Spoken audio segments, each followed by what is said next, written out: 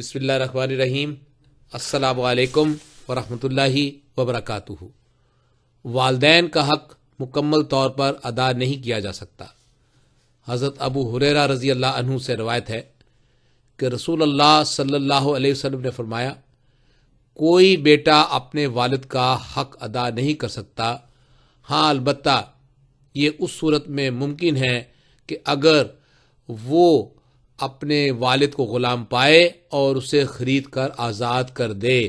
سنن ترمذی حدیث نمبر 1906۔ السلام علیکم ورحمۃ اللہ وبرکاتہ۔